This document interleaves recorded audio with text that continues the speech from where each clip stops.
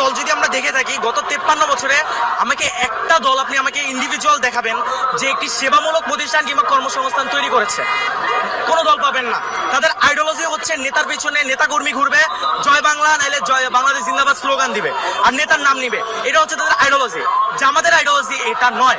তাদের আইডিওলজি কিভাবে একটি নতুন প্রতিষ্ঠান তৈরি করা যায়। আপনি যদি গত 53 বছরে খেয়াল করেন অসংখ্য জামাতের হাসপাতাল, অসংখ্য ব্যাংকিং সেক্টর তৈরি করা হয়েছে, যার কারণে জামাতে ইসলামের যে নেতাকর্মীরা রয়েছে পড়াশোনা শেষে তারা যদি চাকরিও না পেয়ে থাকে তাদেরকে ওইখানে নিয়োগ দেওয়া হয়, এবং যার কারণে তাদের চাঁদাবাজি কিংবা এইসব কাজে লিপ্ত হতে হয় না। তারা একটি অর্থনৈতিক ভালো একটি কাজের মাধ্যমে তাদের জীবন বাহন করতে পারে। এবং জামাতের আদর্শ এবং অন্য একটি দলের আদর্শে ভিন্ন কোথায়। আমি একটি কথা বলতে চাই, অন্য একটি দলে আপনি সেন্ট্রাল থেকে টাকা পাবেন, টাকা যদি না পান আপনি চাঁদাবাজিতে লিপ্ত হবেন। আপনি বিএনপি বলুন, আওয়ামী লীগ বলুন, ছাত্র দল বলুন, ছাত্রলীগ বলুন, সবাই একই ক্যাটাগরি। আপনি ছাত্র শিবির বলুন যদি, বা জামাত ইসলাম বলুন, এদের অর্থ উৎস